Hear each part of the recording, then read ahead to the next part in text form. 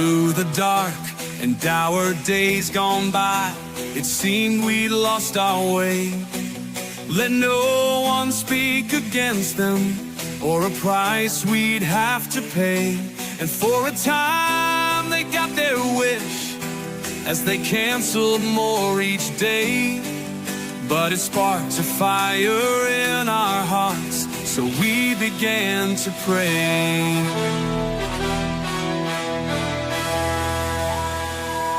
In our hearts we saw the wrong and chose to take a stand.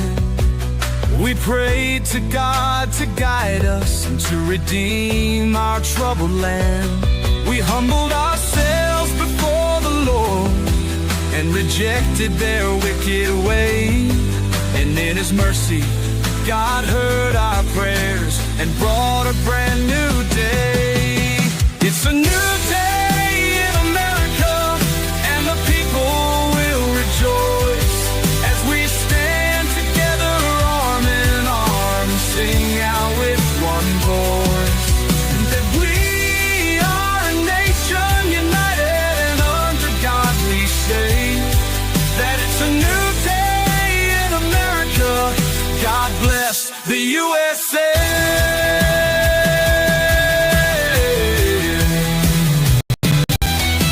In the dawn of the new day, hope stirred within our hearts, that the dark times were behind us as we renew, rebuild, restart. We're taking back what once was stolen and restoring it to brand new. We're bringing back what's good and right and true, and we're going to see it through. It's a new day in America, and the people will rejoice as we stand together arm in arm, sing out with one voice that we are a nation united, and under God we say that it's a new day in America. God bless the USA.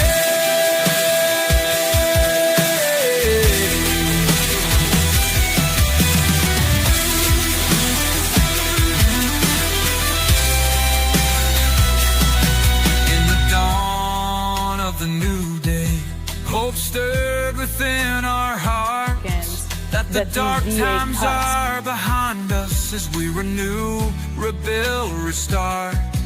We're taking back what once was stolen and restoring it to brand new. We're bringing back what's good and right. A lot of things happen in 30 days. And But we're going to see it through. It's a new day in America, and the people will rejoice as we stand together arm in arm and sing out with one voice that we are a nation united, and under God we say that it's a new day in America. God bless the USA.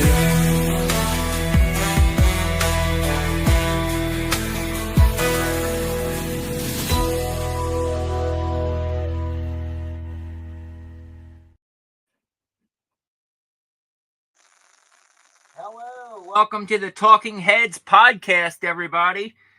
I am Colin, and I have with me tonight as our special your ghost, our special guest, Jody Thomas. If you remember, well, I'll go ahead and introduce yourself first. Oh, no, I'm just going to say good evening, folks.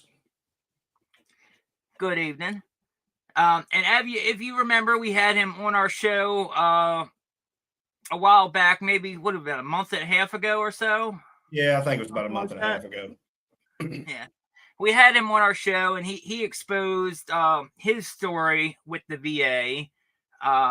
He formerly was an employee at the VA and was forced out because he was because of his politics, because he was a Trump supporter, and specifically the reason for terminating him they used were tweets that he made online.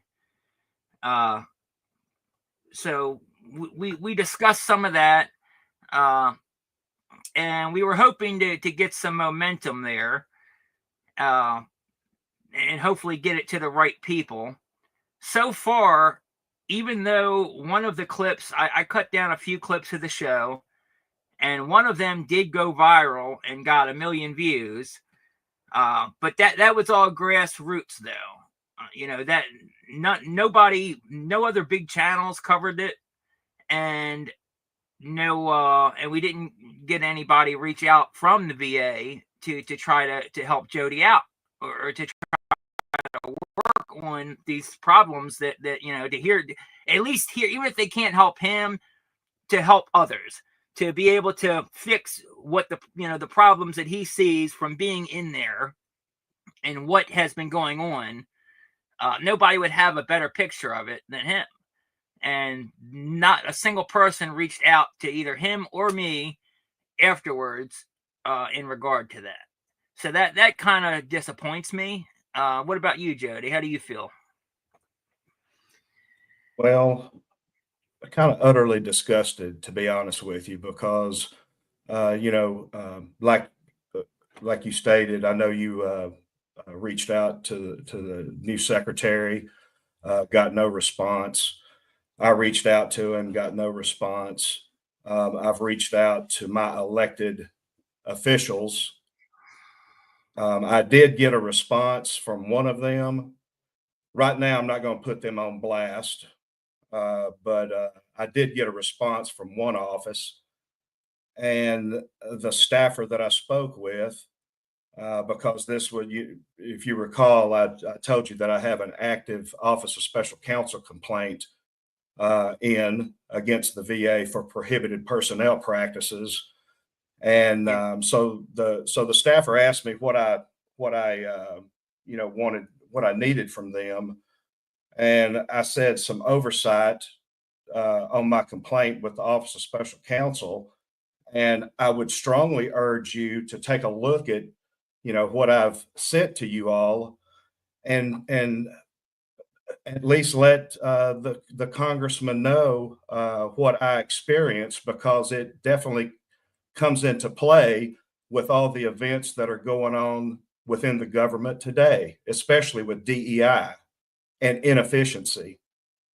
And so the response from the staffer was, and I'm going to try to, get it as close as I can to what she said, but, well, I've never sent a letter to the Office of Special Counsel before. I'll have to research that,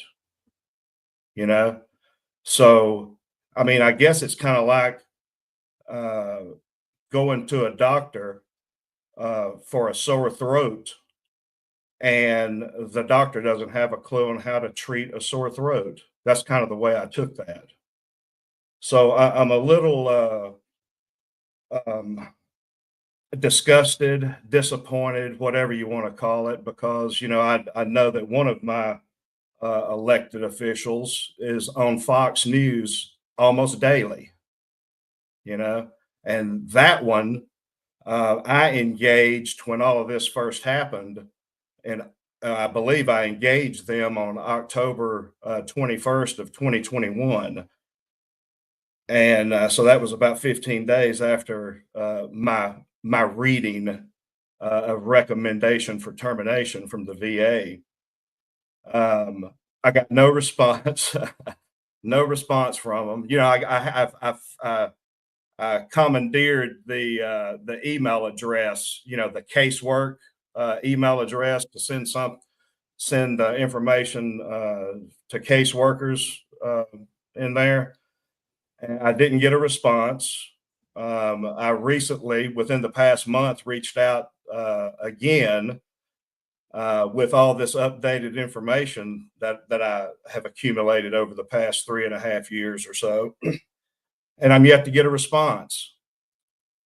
I had a contact at the Office of Special Counsel, and I engaged with that person about once a month or so. I think they've had the complaint now 5 or 6 months, and so I'm being blown off even by the Office of Special Counsel now. My last follow-up email was over a week ago, and it's been unreplied to so far. So, yeah, the whole system is broken, and I certainly take into account that federal employees' assholes are puckered up right now, not knowing which way to go or what to do.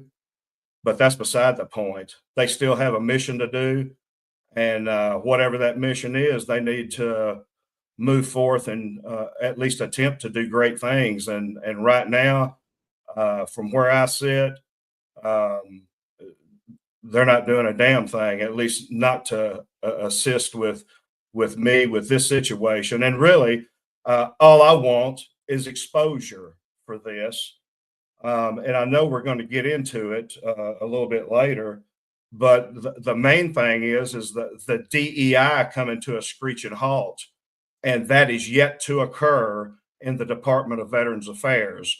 Most recently, the 27th of February, Jessica Bonjourney held another one of her race, white shaming listening sessions with from what my little birdies tell me, 1,200 employees on there. Okay, listening to this garbage. All of it DEI. I hear they got into a nice conversation about His Holiness George Floyd, of all people, because that's how all the listening sessions got started to begin with, was George Floyd. Jessica And Bond, brought that into the workplace instead of leaving it in the streets. And by the way, Jody is not the only one. He may not be at the VA still, but he has connections. He still talks to a lot of those people because he was a real leader in the VA. A lot of those people still look up to him. He's still friends with them to this day. So he has connections inside, but also not just from him. I have had other people in the VA that were on that listening session reach out to me as well, independently of Jody, and blow the whistle on that. So that is a huge, a huge problem. And that only laments what I've been saying and you've been saying about Bonjourney and all these other officials for so long, that they are just absolutely corrupt, gotta go, liberal plants, and Yeah, they're woke, and there is no room for them. I mean, by her holding another one of those sessions after President Trump and the secretary, of course, echoed what President Trump said about eliminating all the DEI garbage, he thinks that she's above that and she can do whatever the hell she wants to do. I mean, the proof is in the pudding. It's just like going through that termination process that I went through. The whole time I'm scratching my head. This seems like it's not legal to me. But when you have all the players involved, HR, the lawyers within VA, bending the knee to a certain senior executive, I mean, they get what they want. And I know I mentioned that on the previous show that we did. But I mean, I don't know how much more proof anybody needs to show that Jessica Bonjourney does whatever the hell Jessica Bonjourney wants to do. And I've exposed that again. I've made another post about that, exposing all that. I've put it out there on blast. I've sent it to Collins as well. Got no response back from him either. Yeah. And I think I mentioned this to you. Another problem, and that's why I said I'm not going to blast my elected officials yet.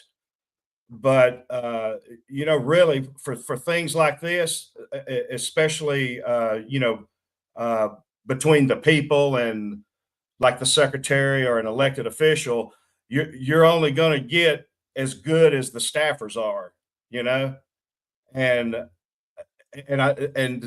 that's really not a legitimate reason, but the selection process needs to be better, or either people need a boot in their asses to make them, care about the information that they receive from constituents.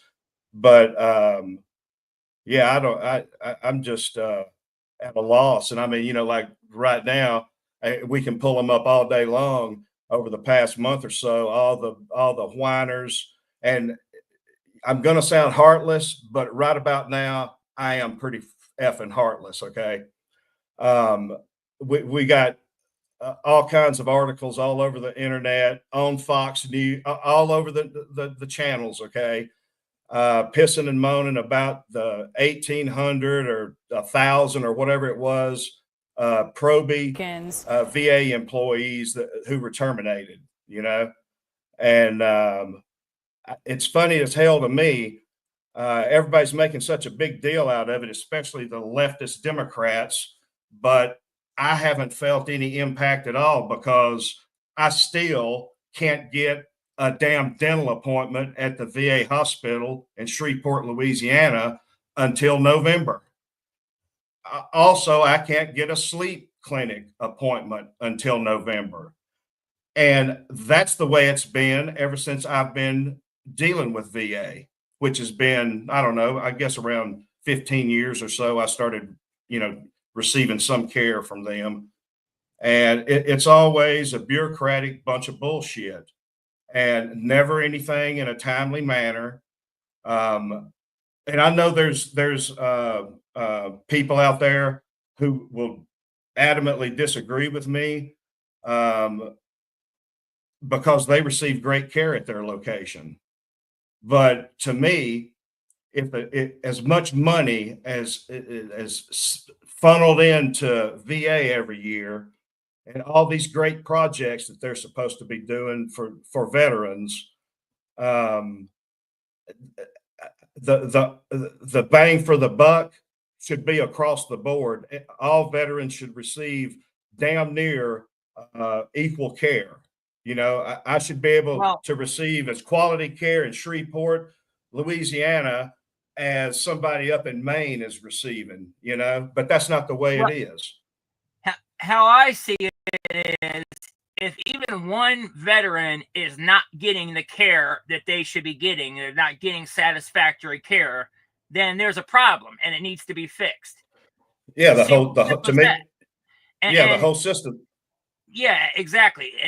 And it's from another thing. I've also, besides the DEI thing, I've also had a whole bunch of different people since that thing went viral. I've had a whole bunch of different people reach out to me and just tell me their horror stories about trying to get care at the VA. Things like you've been telling me with not being able to get doctors. Also, there's another one that reached out to me that told me that every time they schedule an appointment, now mind you, when you schedule an appointment, they usually schedule it like 2 or 3 months in advance anyway. You can't get an appointment anytime soon. They make you wait. You could be dying and they want to make you wait 2 months or 3 months for your next appointment. But this person says that they would make an appointment, and the doctor's office at this VA was so screwed up that they kept canceling their appointments. And then on the paperwork, they were blaming it on them as being a no-show. Yeah.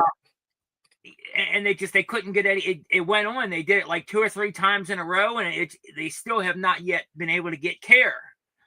And I've noticed that it seems to be more of the rural areas, the areas that aren't right close situated next to a VA facility or within distance. Because I know there's like some rural over 50 miles or whatever. You can get treatment outside, but you have to have approval or something.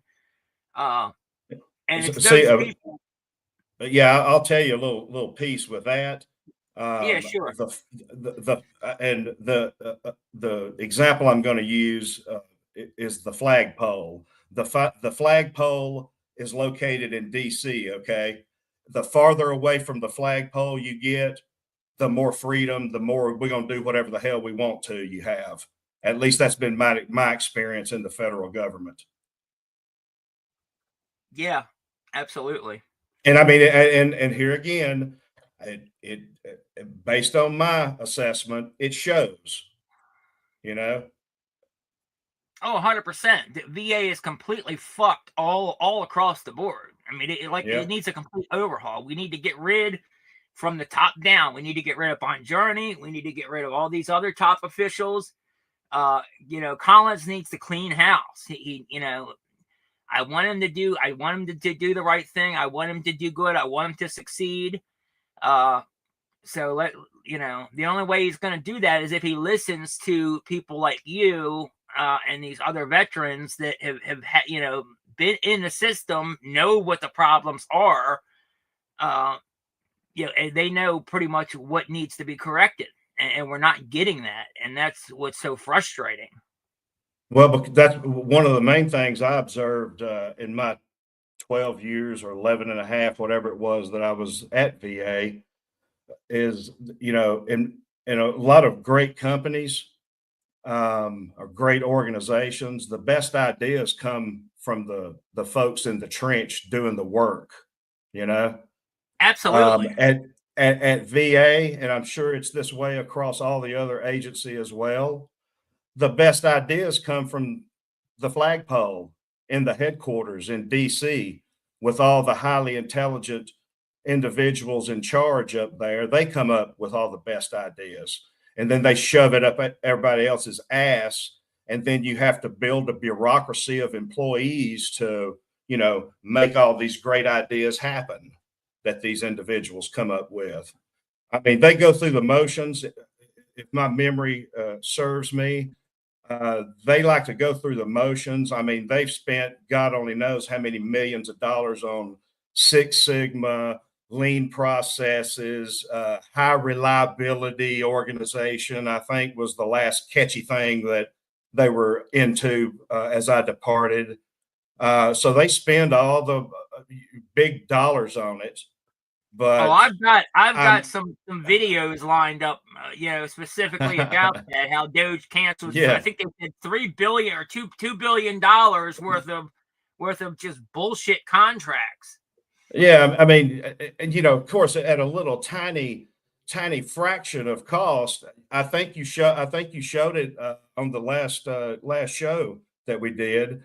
The collection of books and training materials for just culture and touchy-feely bullshit that has nothing to do with anything involving the VA improving care for veterans, but they spent however much, just my organization, on all that kind of bullshit, sending $30-something books to every employee in our organization.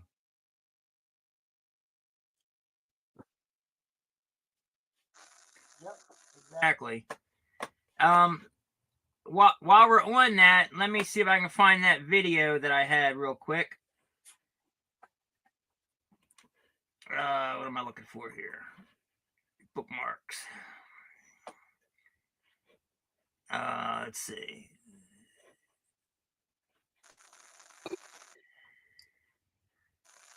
There was one in particular. You know what? I think I saved it. Oh no, here it is. Is this it? Yeah, culture. Yeah. Here's it. Somebody. We found nearly $2 billion in the Department of Veteran Affairs contracts that will be canceling, so we can redirect the funds back to veterans, health care, and benefits. No more paying consultants to do things like making PowerPoint slides and writing meeting minutes. And he also on here, it said, Doge commented as well. This includes canceling a $3 million contract for organizational culture training. That's that DEI bullshit that you were talking about, those books right there. Yeah. Let's go ahead and watch this video real quick. Okay. Paying millions of dollars for consultants to do this. Hey, everybody. You know, it's been fast paced, and I keep coming to you with what we're doing. And today I've got a number. I got some big news for you. And look, this is why we talk about efficiency and getting the job done for veterans here at the VA. Right now, I've just been told we are just the first step of almost $2 billion. That's billion with a B that we found in contracts that are cutting. Those are things that we're saving now that we can put back into healthcare benefits, making sure that we're doing what the VA is supposed to do, and that is health and veterans benefits. You know, stands to reason. But hey, you got to see this. I've been giving this report. It says we were taking millions of contracts in dollars in contracts to create things like PowerPoint slide and meeting minutes. Folks, if you don't know how to run PowerPoint slides, learn. It's a tutorial on your computer. Go learn for free. It's okay. Take your own notes. Wow, I'll send you one of my pencils if you need one, but we're not paying millions of dollars for consultants to do this for us. Also, I found out coaching and training. Millions of dollars in contracts for coaching and training. If you need coaching and training, that's what you have in a supervisor. And if your supervisor can't coach you and train you in their job, then I tell you what, let me know. I'll come help you. We'll be ready to go. And also this last one kills me. It was millions of dollars for executive support. You know, I love you and I support you, but we can figure out how to do things on our own. We don't need outside people coming in to help us with executive support.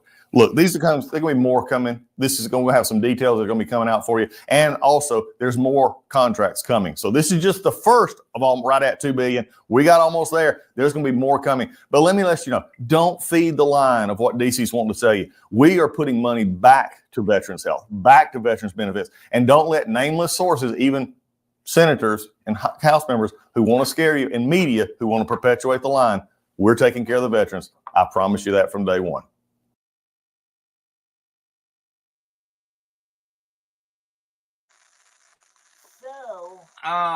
What do you think about that, Jody?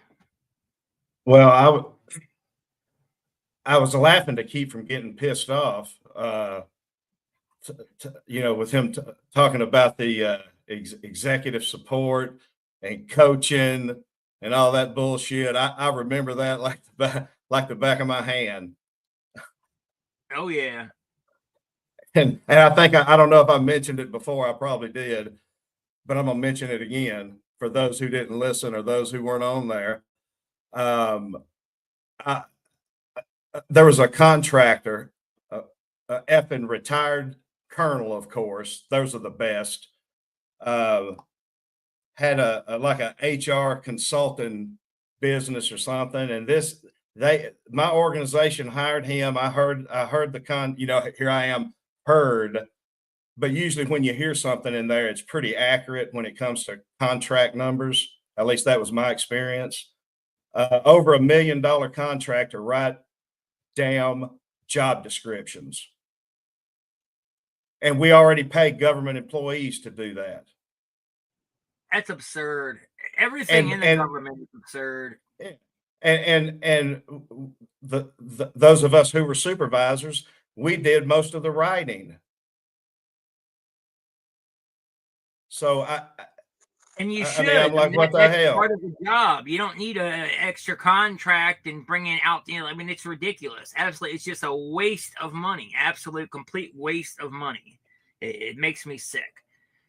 Now, one thing that I did hear that kind of made me a little mad in his speech there is he said, you know, if you see this going on, then call me and say something or whatever, and we'll fix it. Yeah. Well, where are you, man? Yeah. You know, we've been calling you. We've been emailing your office to try to tell you what these problems are, to try to tell you about the DEI stuff that Bon Journey is still doing against Trump's mandate, to try to tell you about the $10 million in illegal pay raises that she gave herself, to try to tell you about her lying on her resume to get the job to begin with, to try to tell you about everything that happened with Jody and then firing him over some tweets because of his politics. So where are you? I don't see anybody from the VA contacting you or me to try to reach out and see what the concerns are, or if you know, we might be able to help. Yep. I wish somebody would. Yeah, and I think I mentioned this to you I think about a week or so ago. The problem is back to I was talking earlier about staffers. The problem is in these agencies are the gatekeepers, the executive assistants who have access to his email. I assume that that's the way it still goes, and you know, send an email where they think it needs to go, and him might not, maybe he didn't see it or whatever because it was moved to some office to set in an inbox somewhere until they decided to reach out and see what's going on. Yeah, I agree. I think Collins is 100% doing everything he needs to be doing. He's doing a great job. I support everything he's doing, so I don't blame him for it. I do think, like I said, the system is broken, and that's just not the VA. That's across the board. Every one of these agencies across the board, and we still have people. I guarantee you, people in his office that are still trying to sabotage him and are for the wrong thing. Oh shit, yeah. People out too. Yep, without a doubt, without a doubt. There are plenty who would love nothing more than to see him fail, and certainly President Trump fail. But I hate to tell him that shit ain't gonna happen. Oh no, not at all. Because they have the support of all of us. They have the support of the public, and that when you have that, there's no narrative that you can spin. Yep, and I want to make this statement too to all the pissers and moaners, and man, I hope some of you leftist piece of shit Democrat politicians watch this. Because all the individuals pissing and moaning about getting laid off or fired or whatever it's called, and all the cuts that are going to be forthcoming, don't be mad at Elon, and further, and with Elon, people need to look at Elon as a contracted to do process improvement for the president, for the federal government. Exactly. All these dumbasses. We didn't vote for Elon. We didn't. Well, hell no, you didn't vote for Elon. The only person you voted for was, maybe you didn't vote for President Trump, but if you did, you voted for President Trump, and he told you what the hell he was going to do, and now he's doing it. And here again, I hate it for people losing their jobs. I certainly know what that feels like, but the root cause of this significant emotional event that is being bestowed upon the federal government by the president, by ultimately the president, but through Elon, it's what go to the root. The federal government's been ran like shit since basically the beginning, run like shit, waste, fraud, and abuse. I'm going to drop the F-bomb. I just feel like doing it. Fucking SESs thinking that they're kings and queens and being treated as such. The majority of them, everybody bending the knee to them, giving them everything they want, never, pushing against them. That in turn, over years and decades, the federal government is run like soggy dog shit. So now it has to be corrected. And in order to correct a big, giant ass abortion like the federal government, it has to be painful. It has to be shock and awe. And there needs to be assholes puckered up, paying attention to what's going on, doing what they're supposed to do, remembering the oath that they took as a federal employee. So continue to piss and moan, especially you leftist, dumbass Democrat politicians, all you like. But at the end of the day, the root cause is the government has been allowed to run like shit for decades. So all of you sorry asses who've been in there your entire lives almost, look in the mirror. You're just pissed off because your gravy train is coming to a screeching halt. And I'll shut up now on that topic. Amen. Hallelujah, man. I couldn't have said it better myself, honestly. You're spot on. They are the root cause of this. Trump would not have to be cleaning up their mess at all if it weren't for their complete disastrous leadership and everything that they've done running this country, the government and our country into the ground. Yep. And it's been going on for at least a decade, at least. And it does need to be a shock and awe, like you said. It's a major overtaking and overhaul, and you can't pussyfoot around doing it.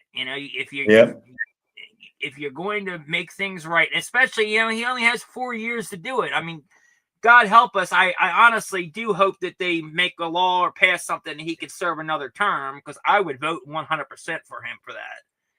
But I certainly hope that somebody is in his hip pocket being trained up. Yeah, to take his place. I would vote for JD to, if he can get JD to be on board and do, his, like, I would 100%. So, I mean, let's try to make that happen, guys. But anyway, so, no, I mean, you're right. And the other part about it is the ones that are corrupt, it's the gravy train. Their gravy train is running out. Like Bonjourni giving herself $10 million, not just her, but her people around her, but giving them $10 million in illegal pay raises or bonuses or whatever, which are pay raises. That's going to come to a head. It's ending now, and they're not happy about that. And that's one of the reasons why Bonjourni is disregarding everything Trump is doing and still pushing that DEI bullshit against his mandate. But let's go ahead and watch this video real quick. This is from CNN. This is just talking about them kind of going off the rails about all the firings and stuff. Cuts, and we're hearing, assure Americans that these VA cuts, and we're hearing, the 70,000 on the table here, that will not affect veteran care and benefits that they receive from the VA. Absolutely. I mean, President Trump is so pro-veteran. He had a great track record for veterans in his first term. I serve on the Veterans Committee in the Senate, and we're going to do so much more to make the VA work for our veterans by creating more community care and getting services directly to the veteran instead of more red tape. And that's what DOJ is doing, is cutting red tape. And Congress and the president, we're going to come in and work together to make the VA work better for veterans. We're just getting started. We're on a roll, but we're just getting started. And what he said is, especially, I think it's right on the money there, cutting the red tape. Because there's been so much regulations and red tape and hurdles that they make people go through just to get care within the VA, and it discourages people. It makes it to where they cannot get the care that they need, and that's one of the problems that's so frustrating.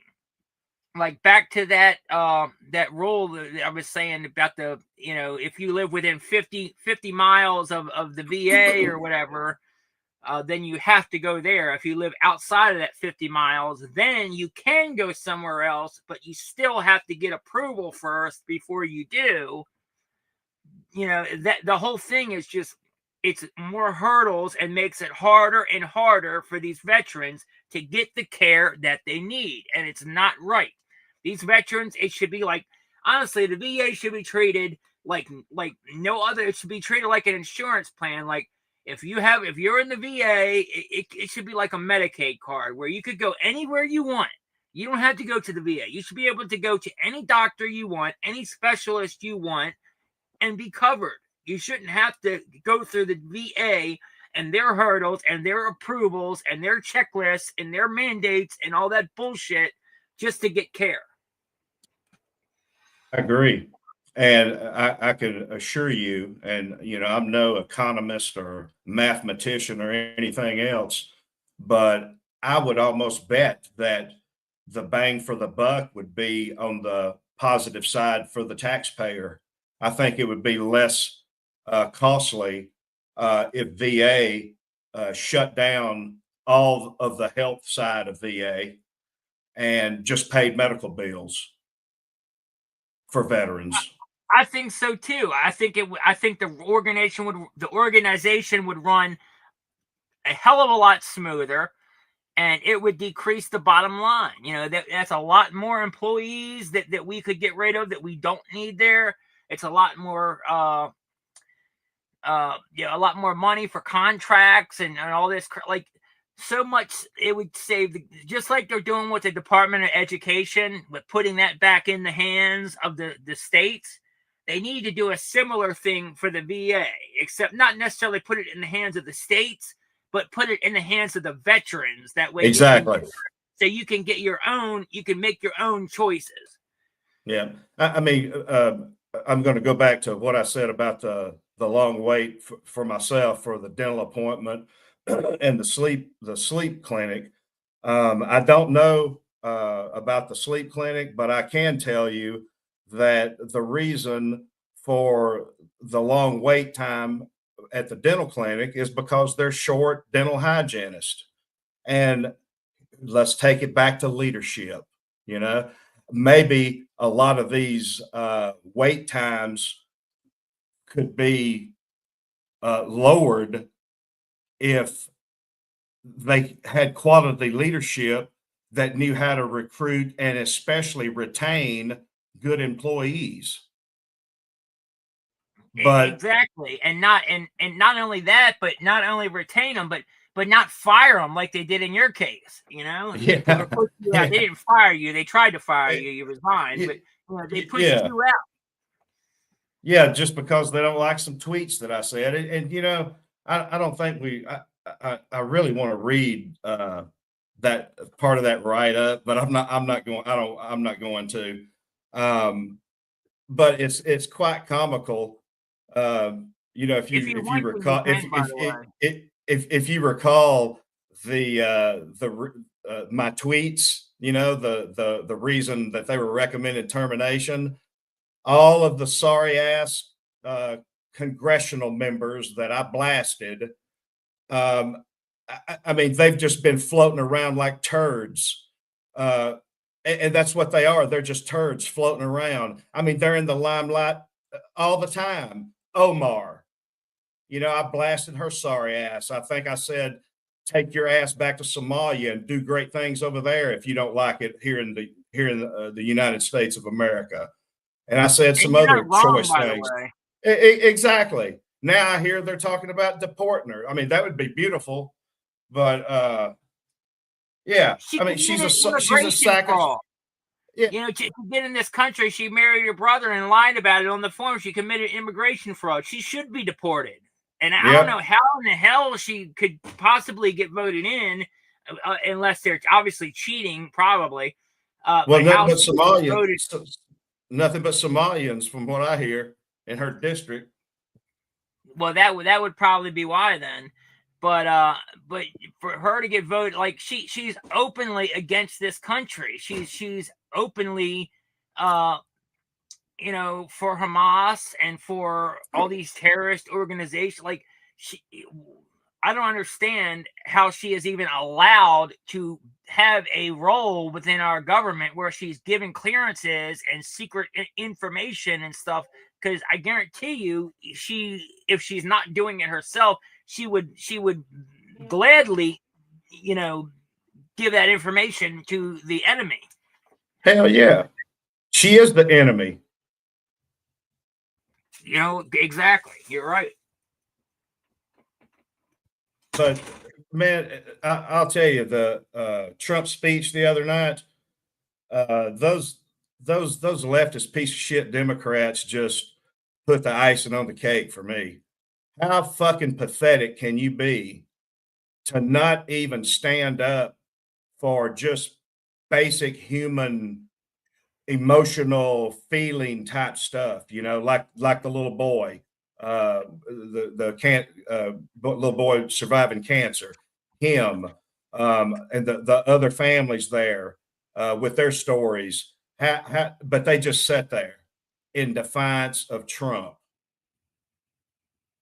instead of showing that they're somewhat caring and human to some degree.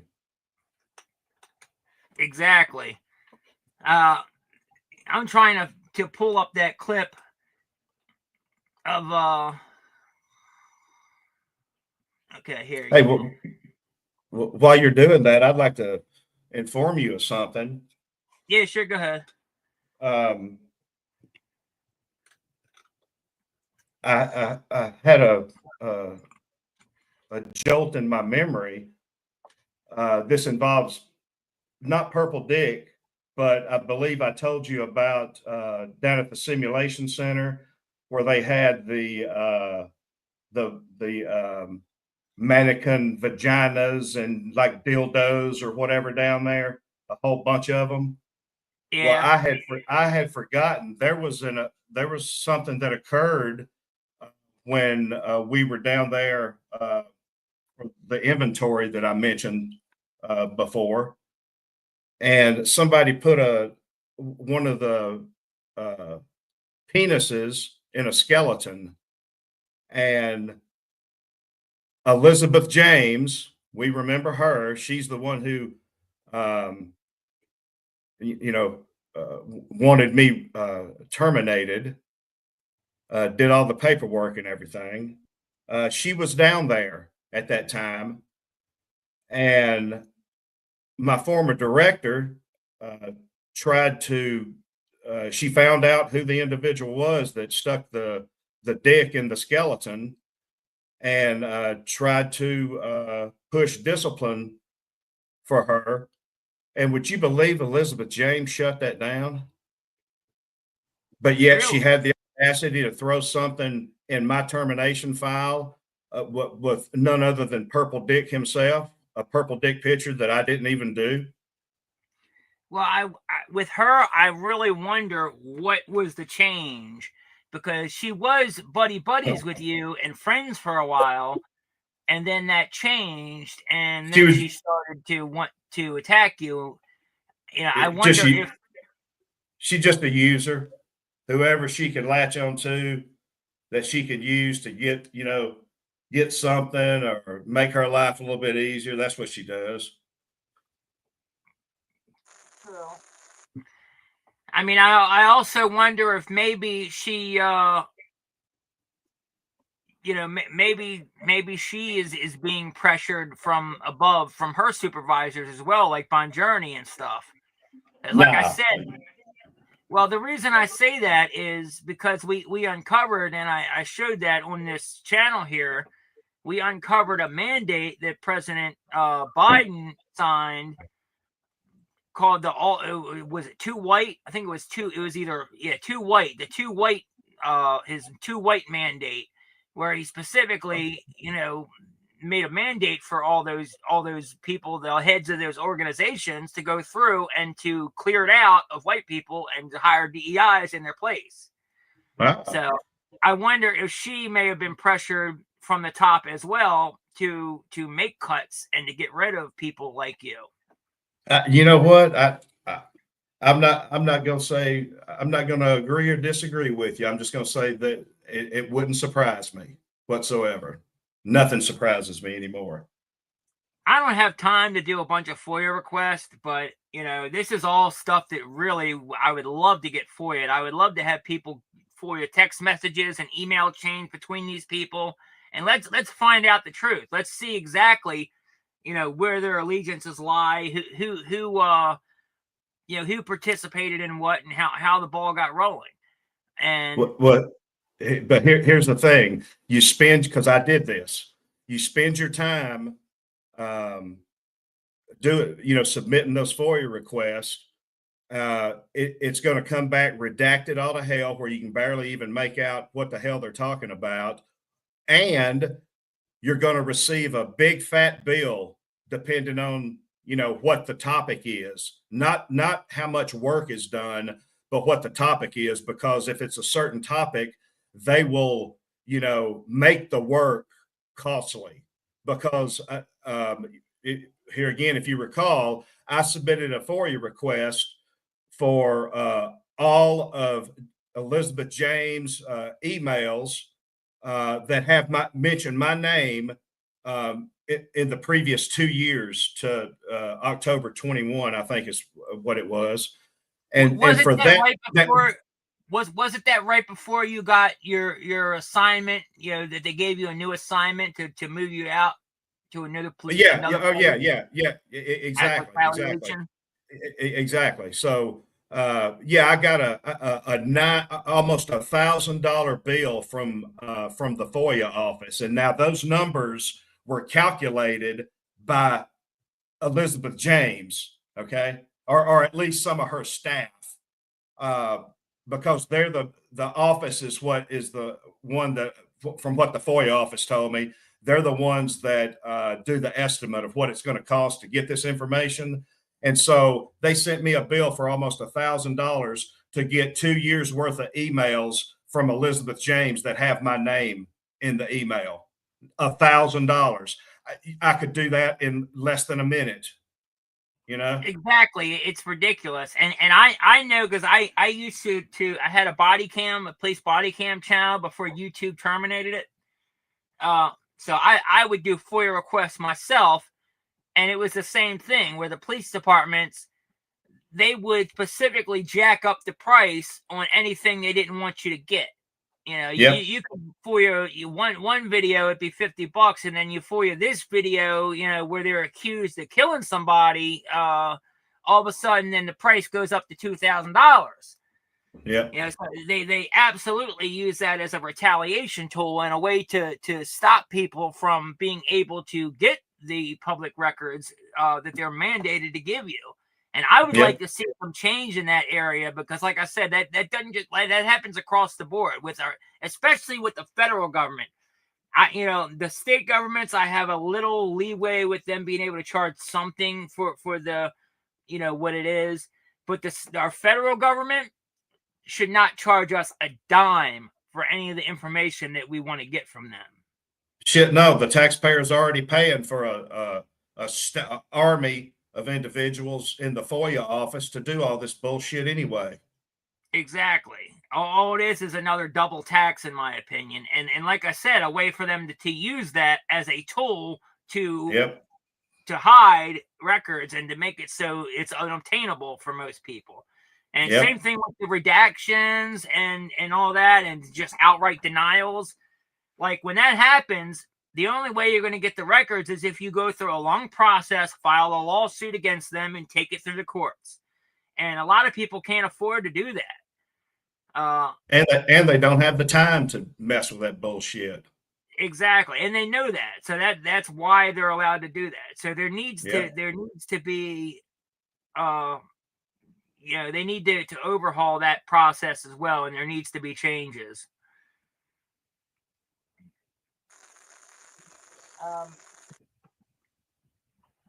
Okay, so now let's talk a little bit about the DEI stuff.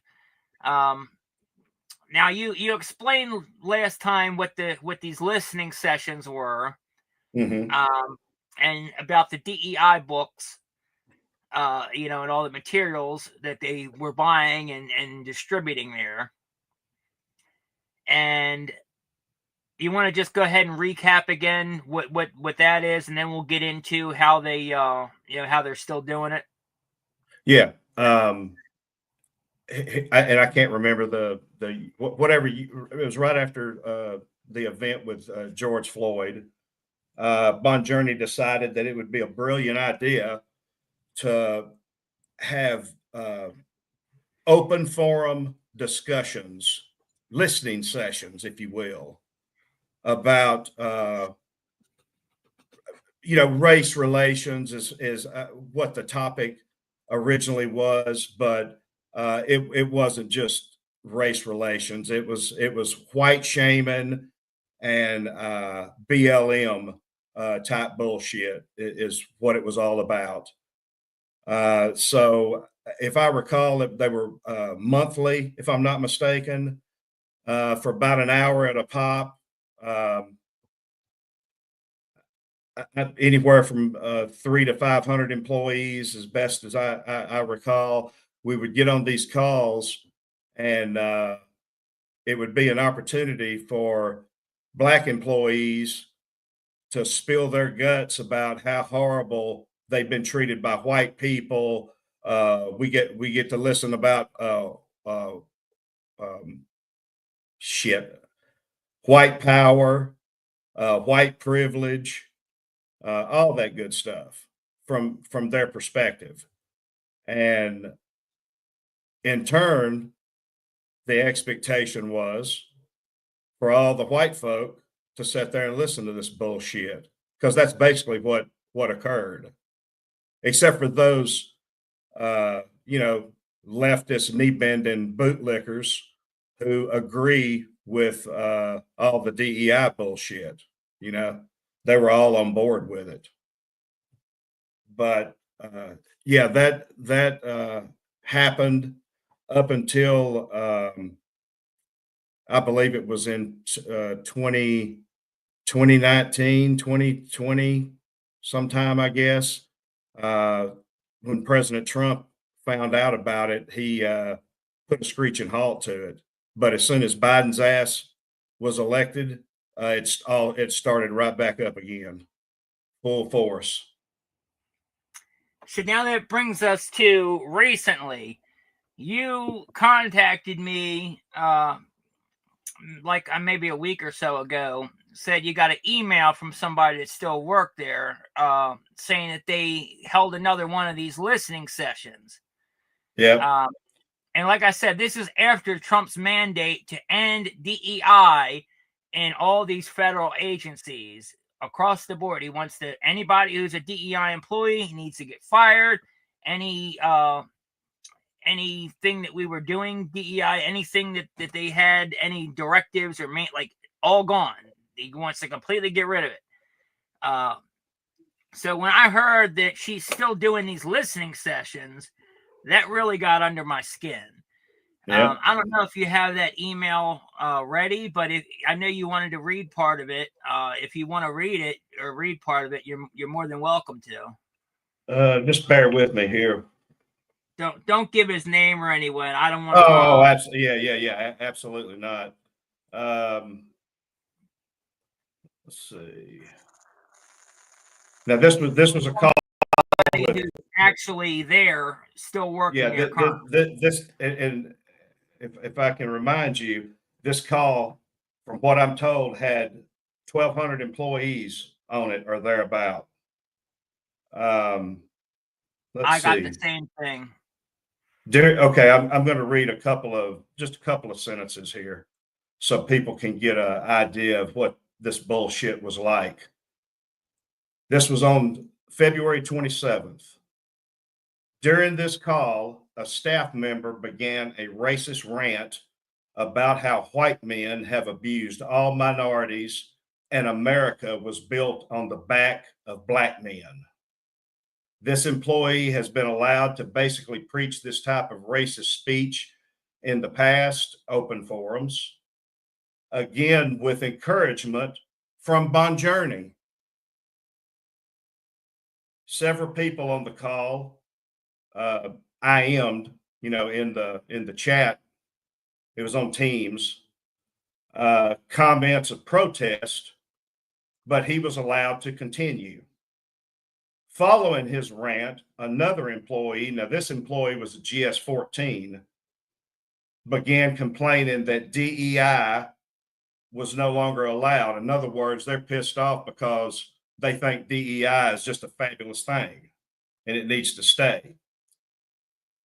Jessica Bonjourni did not take action to stop either of these individuals' rhetoric, but encouraged this type of open discussion. She additionally, now you're going to love this. Additionally, she scolded employees who complained in the chat and some who had attempted to mute the racist rants on MS Teams. What do you think of that? What do you think of that? That's crazy. So she act like these people tried to mute it because they don't want to hear it, and she yelled at them and said, "No, you can't mute it. You have to listen to it." That's outrageous. And here again, the shit should have never occurred. Now I'm just going to throw out some rhetoricals here. I wonder what, if anything, that wasted hour of tax dollars did to improve my chances of getting a dental appointment any sooner than November, or a sleep clinic appointment any sooner than November.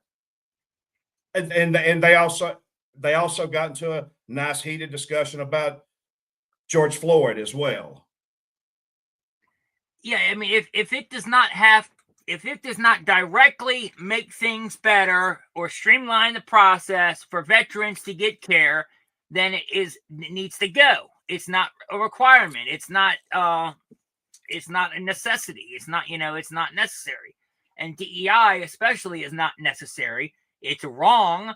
And all it does is it drags down the morale of employees there, constantly being told that they're the devil, that they're the oppressor just because they're a freaking race. I mean, it's ridiculous. Yep. It's absolutely ridiculous. And the fact that Bonjourney is championing that still and still running those programs is further proof that she needs to be fired and terminated immediately. And we need to get Collins, Trump, we need to get these people's attention to make that happen. So that comes to the part where you guys come into play. We need your help.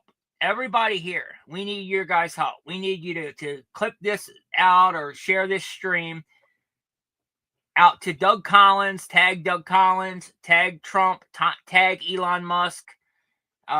Send emails, contact the office and send emails to them, to Collins' office.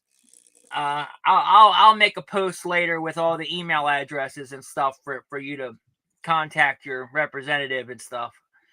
But we need your help, because the only way that we can break through the noise and get this story in the mainstream is if enough of you guys complain, enough of you guys speak out and say, "Hey, what about this? Are you doing anything to stop this, to fix this?"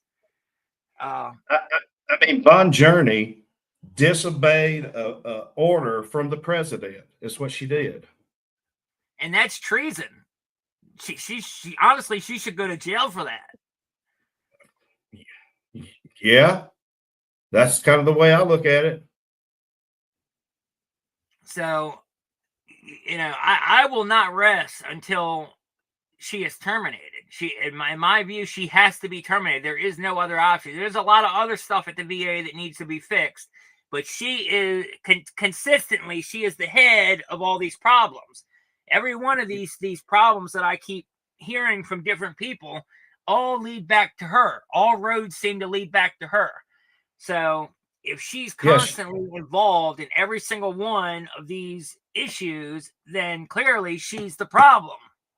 Yep. I mean, she's the top HR person for all of VHA, and she's doing this kind of bullshit. And she's demonstrating to the employees, F President Trump. I'm going to ignore him. I'm going to do what I want to do. It makes me so frustrated. I'm not even a veteran, but it makes me so frustrated. And I feel for you guys when every single one of you guys reaches out to me and message me and tell me your stories. It upsets me. It hurts my heart to hear it. I mean, it should not happen. You guys sacrifice your life.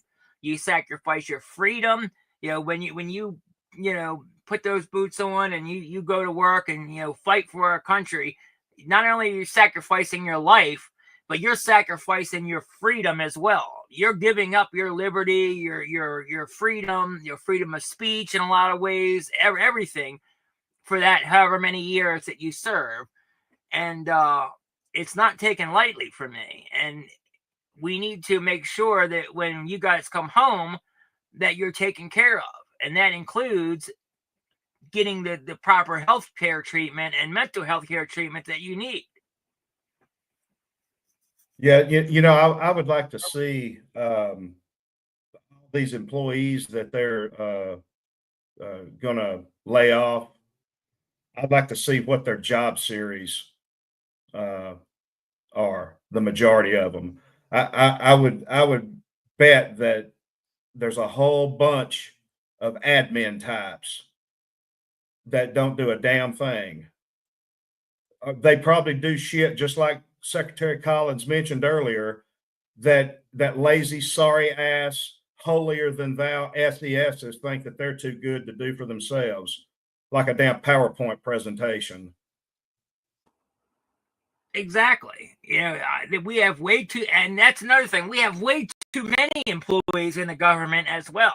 We need to pare it down, because there's no reason to have the VA is the second biggest employer of in the federal government. It's the second biggest employer of people. Yep. The only one bigger is the Department of Defense. Yep. I think when I started in 2011 at VA, I think we had around 380,000 employees, if I'm not mistaken. And that's probably a little bit too high. There probably wasn't that many, but it was in the high threes, if I recall. And so now, I saw a number the other day, 490,000 or close to it or whatever. And I'm going to tell you, that big addition of employees has not impacted my quality of care, not one freaking bit at all. Well, I would argue. So what the hell? I'm going to argue with you. I'm going to argue with you. Okay, please do. I think it has affected your care, but in a negative way. I think it made it worse. Yeah. When it comes to, you can tell I'm kind of irritated about it taking the damn November to get an appointment. You're probably right about that. And I'd love to see some stats on it. And another thing I'd like to see some stats on, because I saw this over and over in the news and online about some veteran probie employee for VA working in a call center or something, crisis center. All right, I understand the principle of the crisis center, and I'm sure that they have saved plenty of lives. But let's look, where's the data at? How many lives have they saved? Let's say in the past 10 years. Where's all the data on that the American public can take a look at? Because I find it hard to believe that Doge would be cutting an organization of all these new employees. That's another thing. If there's a bunch of new employees in these crisis centers and call centers, what does that tell you? There's probably high turnover, and it's jacked the hell up in there. So if it's turnover, and that goes back to leadership and how they're treating people. They're not leading properly, and like I said, their morale is down because they do shit like these DA woke ass listening sessions. And I hear lots of vets, who are just pro VA, and I think that shit's just embedded in us. I think that a lot of us I even like going over there to the VA to go to their little shopette and that bullshit, just look around, in the common areas there, But at the end of the day, I think it's just a feel good for a lot of people to say that they go to the VA. And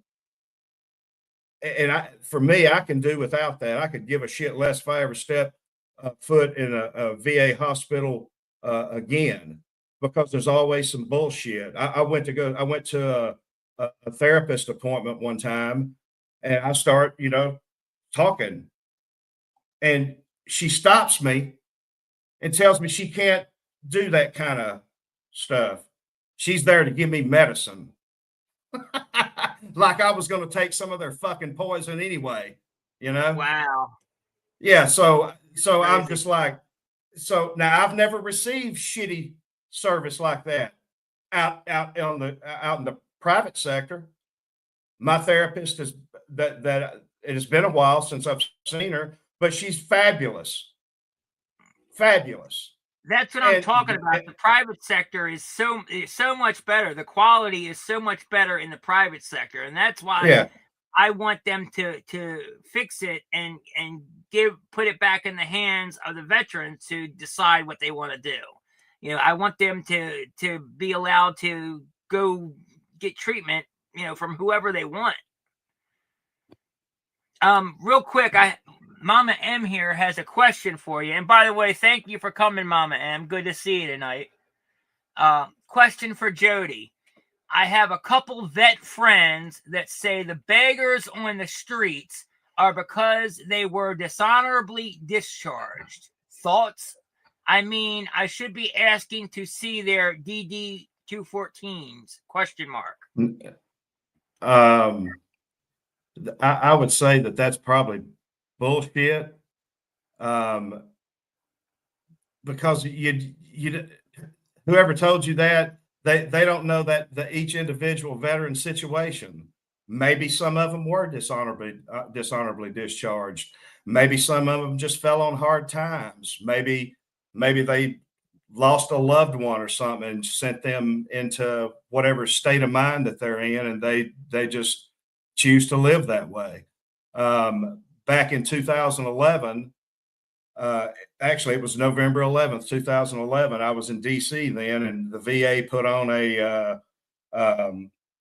veterans event, had a little concert and everything out in front of the headquarters. Well, that was also the time that all the protests were going on about the banking system or whatever. And McPherson Square Park is right there across the street from the VA headquarters. It was nothing but tent city. It was a cesspool, mud pit, just a nasty ass place that those protesters had turned it into. Well, after this event, because my coworkers and I were working this event. After the event, we kind of decided to take a stroll through this mess, and a couple of guys came up talking to us. They said they were veterans, they were homeless. And I spent 30 minutes of my time talking to this guy. Okay. At the time I worked in veteran employment in VA. And so I'm talking to this guy about, trying to help him get off the street, get a job, so on and so forth. And he was playing back and forth with me for a good 30 minutes. Finally, he had enough of my shit. And this is what he told me. He said, "Man, I'm going to be honest with you. Why don't you just give me a couple of dollars so I can go get me a damn drink? Because I don't give a shit about a job. I'm staying right here where I'm at." I was like, okay. So back to what Mama M, I think, I take that with a grain of salt. And I don't know what kind of line of work you're in that you were asking about their DD 214s, if you're doing stuff to help vets or whatever. But yeah, probably the chances of them providing you a copy of that is little to none, but you never know. But yeah, I wouldn't just think that's just because somebody's homeless in the streets that they're dishonorably discharged from the military. Now, Mama M, I'm going to add to that as well. One thing Bill said here: too proud to ask for help. I think that is, for some of them, absolutely. Yeah. And I what in my experience, because in the business I used to have, I used to hire homeless people to help me hold signs from my sign company, and a lot of them were veterans and stuff that I would talk to. Some of them weren't, but you can't just lump everybody into one bag. Yeah, I'm sure there are probably some that were dishonorably discharged, some that weren't, but they're all different. Each one has a different story. And another thing is a lot of these veterans that are homeless right now, they're homeless because they are so, effed up in the head from the stuff that they have seen and gone through overseas. When it comes to the things that they're programmed to when they go over there, they're trained to be warriors. They're trained a certain way to kill and to be efficient killing machines and this, that, and the other. And when they go over there and they do that and they get used to that and it hypes them up in their adrenaline, and then when they come back over here, they have a hard time adapting back into society. It's not the same. They have a hard time adapting. A lot of them either suffer from PTSD from what they've gone through over there, or they just have a hard time adapting, back in. And because what are they going to do? They're trained for however long they were in the military. That's what they were trained to do. And the only other job somewhat comparable over here to that is in policing. And even that, we don't want that in policing.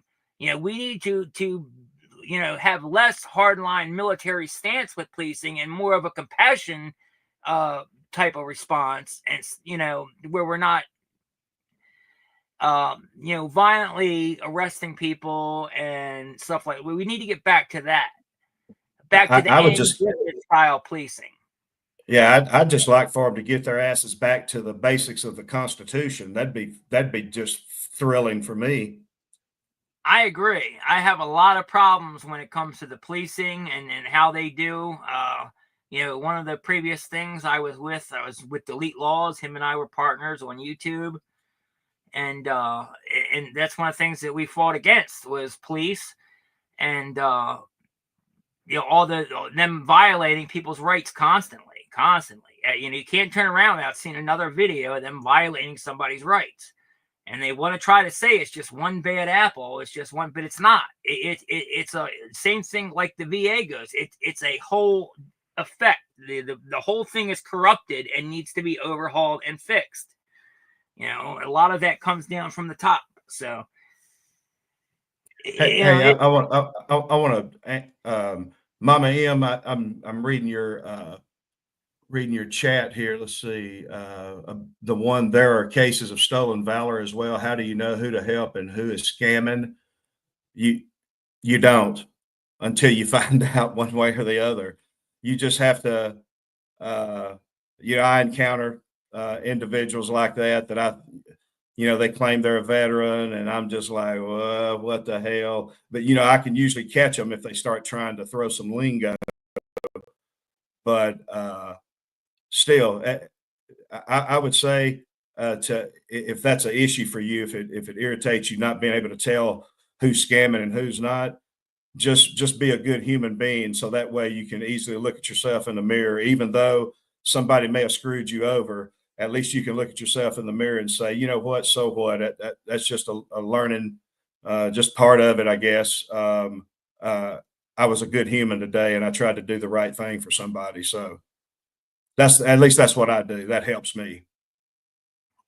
God will not ever fault you, Mama M, for trying to help somebody. Even if you end up getting scammed in the process, like God will never fault you for trying to help somebody.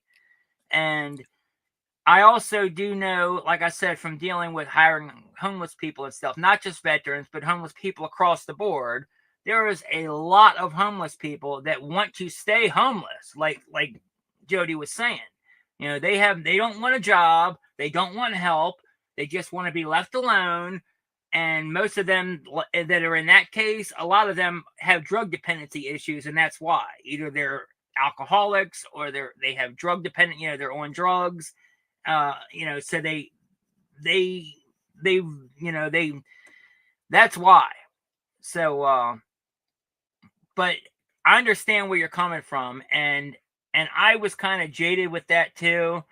And something that helps me that I do is I very rarely will I actually give cash to somebody that's homeless.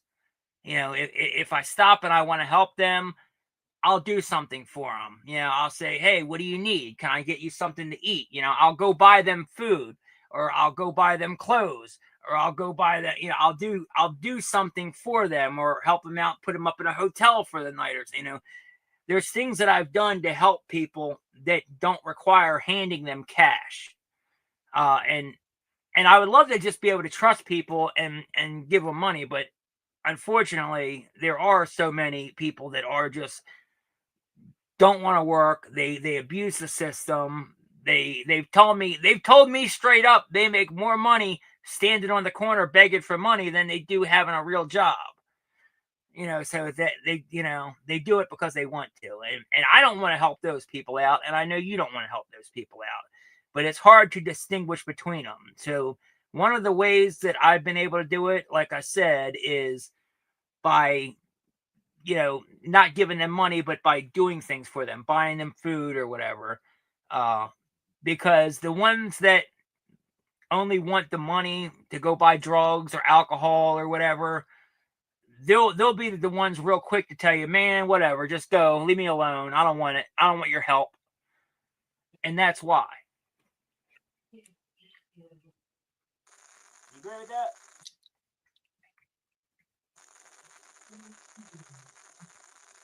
You agree with that, Jody? Oh yeah, I could barely hear you. Sounded muted for a second. Yeah, I do. I sure do. Yeah. So hopefully that helped you out, Mama M. And Bill makes a good point too. You know, you can help. You don't have to give if you're scared of that. You don't have to give directly to the people on the street. But then again, I also have the problem with red tape. When you give to a lot of these, or I don't know how the VFW is, but I do know that there are plenty of organizations that supposedly help homeless people, but they have so much red tape and so many regulations and crap that you got to go through to try to get the help that it makes it to where a lot of people can't get help. I was in that category myself personally. You know, I was homeless after COVID when my business went under. I was homeless. So I know how that is. I went through that process. So it's not you know, it a lot of those organizations are not as good as you think they are. So I don't know. I mean, just take that with a grain of salt.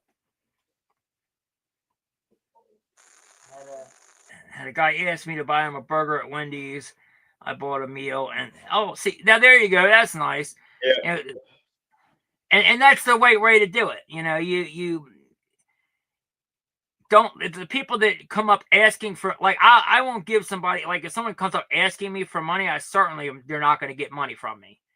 But you know, if I see somebody just standing in the corner or they're hungry, you know, I'll buy them something. Now I may throw in a couple bucks extra if they're not expecting it because they didn't ask for it, you know. But the people that are aggressive are generally the ones that you know, that are trying to scam you.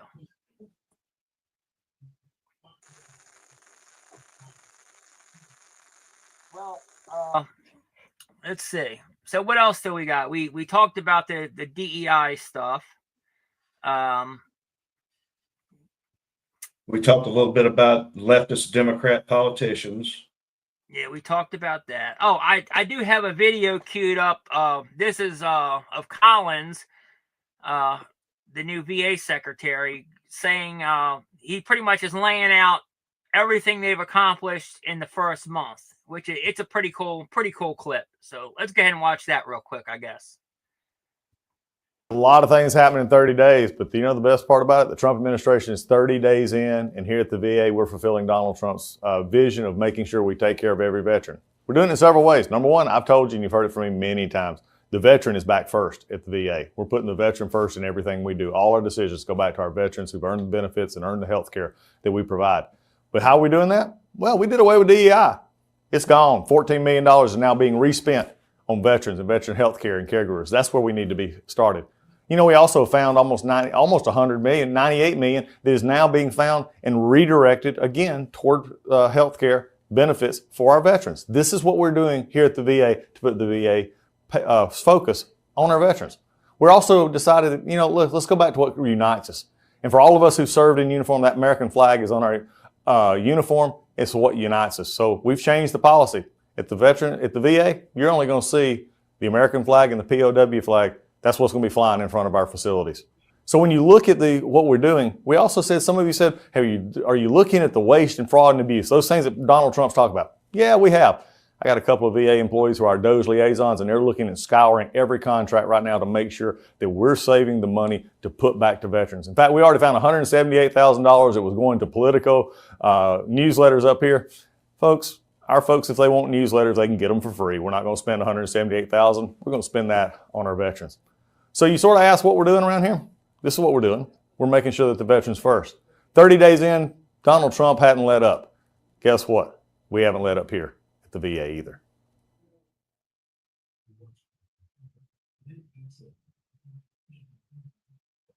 Keep hammering. Yeah, man, absolutely. I think he's doing a good job. I think Doge is doing a good job. I think they're making progress. There's a lot more work to be done, though, and I hope that I hope he gets it done, man. I hope he can together they can fix it,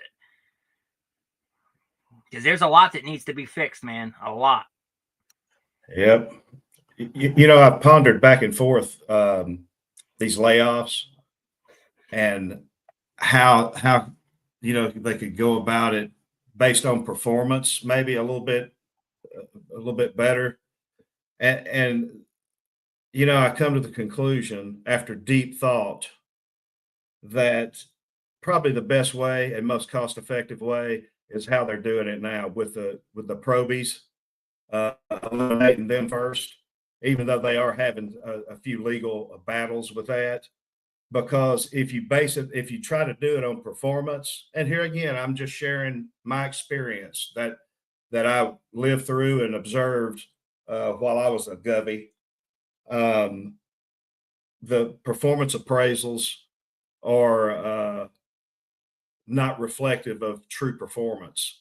A lot of them, either because the supervisor doesn't have the guts to do it, to be honest, or the HR individuals have squashed them from doing it.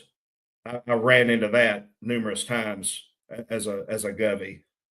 So yeah, I say a good point. A lot of the people with the getting their score or whatever, their scorecard or approval, appraisal or whatever, you can't rely on them, because a lot of them aren't properly done. A lot of times you're going to have people with vendettas that are going to score people negatively just out of spite. So you have to be careful with that. And as far as the probies and stuff, I think the reason they're doing that first is just because that's the easiest. Yeah. Those are all temporary employees, so they're the easiest to get rid of first. There's not going to be any fight. They don't have to worry about unemployment on them. They don't have to worry about any lawsuits for wrongful termination, because it's hard as hell to try to anytime. It is hard as hell to get any government official fired. I've noticed that. Unless they want you gone, then they can make it happen. Unless they want you gone, but they'll F with you until you just finally say to hell with it. True, but it's hard as hell to get a government employee fired. When an employee fucks up, what they do is they generally just promote them off to the next office, up the chain to somewhere else, just to get them out of wherever their problem is and off onto somebody else's problem.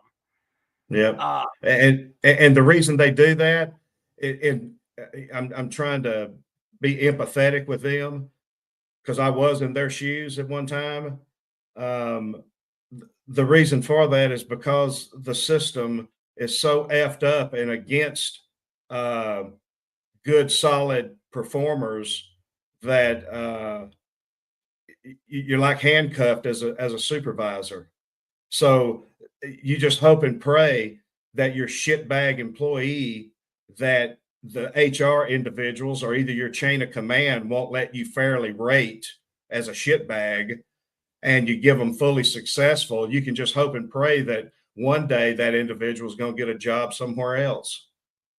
And then you just give them a glowing review if the hiring manager calls for, feedback on them. I'm not saying I've done that, but I can empathize and understand.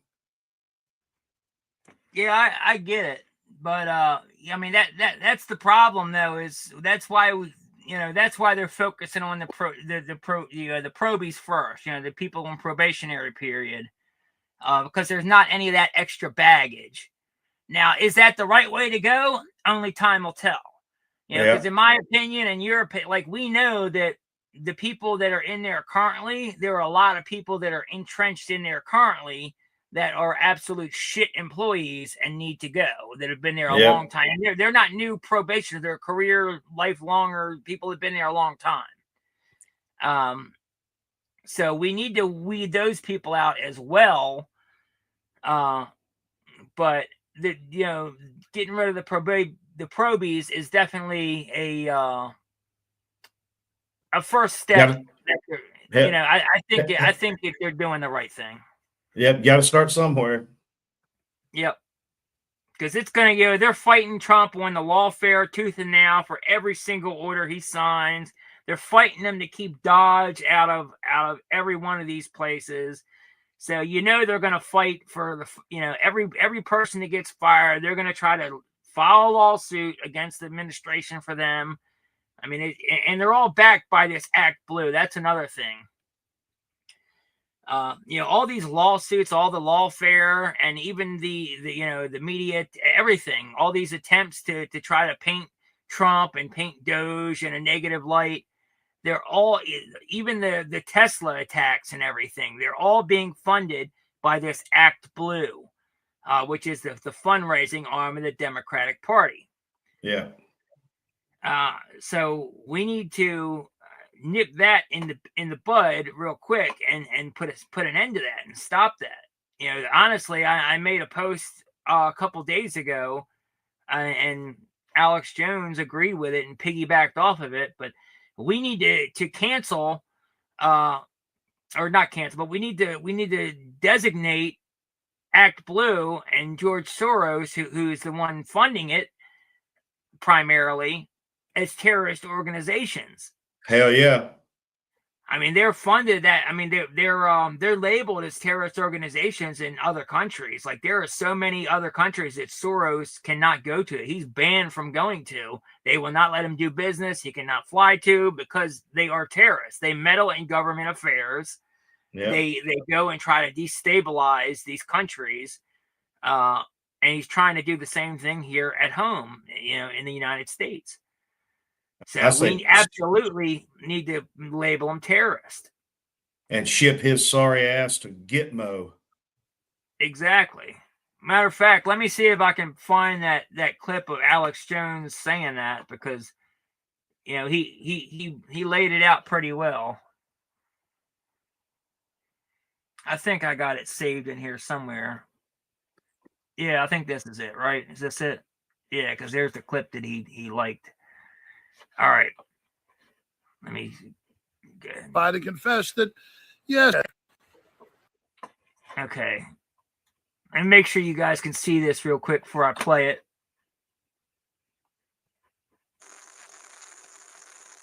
Not that one. That's the one I want. All right. Here we go. Earlier this week in Congress, Act Blue's head testified and confessed that, yes, they got billions of dollars of donations in the last couple of election cycles from overseas credit cards. And of course, they've been caught taking the names of tens of thousands of innocent Americans, including prominent Republicans even, and giving massive donations in them names with somebody else's credit cards. Absolute money laundering, cut and dry. And now it's come out, and I'll link to some of the investigations below, that Act Blue has been the main group funding protests and assaults and attacks on Tesla, dealerships around the United States, and other leftist groups are funding them in Europe. Pure intimidation and bullying to try to stop the head of Doge, Elon Musk, from doing the incredibly important work he's doing, exposing these criminals. So whether it's the Soroses funding Antifa and color revolutions, or big dark donors, dark money, hidden money being given for all these different campaigns that we've seen against Robert F. Kennedy Jr. and his confirmation, it's the same criminal cabals that are doing it. And Doge is literally cutting off most of the government money that they've been getting from USAID, of course, the EPA, and other big illegal slush funds. It came out last week that John Podesta, one of the top people in the Democratic Party, was over a $370+ billion slush fund, tens of billions of it going in just the last election cycle of the Democrats. This is cut and dry. Pam Bondi, the AG, Kash Patel, the FBI director, have cut and dry evidence, and it's being reported that all those groups, Act Blue, you name it, the USAID operatives, the EPA people, are all under criminal investigation. So expect major indictments soon. As promised a week ago, Pam Bondi is now basically removed or forced to resign a whole bunch of top FBI and DOJ officials in the Southern District that have been suppressing the Epstein files. And she said last week an entire truckload was delivered to her and that she'll be releasing it soon. Only the names of the victims redacted. So far, they've been doing everything they say they would do. But as the vice president said when he was asked, hey, why aren't there more deportations? He said Rome wasn't built in a day. They've already cut border crossings by 94%. They're deporting thousands a day, and they're really escalating their operations up as they get more people in. So overall, I'm very, very impressed by Trump, by Musk, by Doge, by the vice president, by everybody. This is a real change that we're seeing. And as Trump said, the globalists had all these policies in place to keep us poor and to control Americans, and he is reversing all of those, but it's going to take time. I'm actually very impressed by how fast they're moving. They're not God, folks, but they are definitely trying to do the best job they can to turn this country around. I'm very, very, very, very excited about that. Very, very thankful to all of you that voted for Trump and got behind Trump, but we've got a lot more to do, and we need to support what they're doing and be their eyes and ears on the ground. God bless you all. Please follow me right here on X at Real Alex Jones and read the reports below about Act Blue funding all of this bullying, intimidation, and soft terrorism. They need to go to prison. Yeah. So he's spot on all of that. Yep.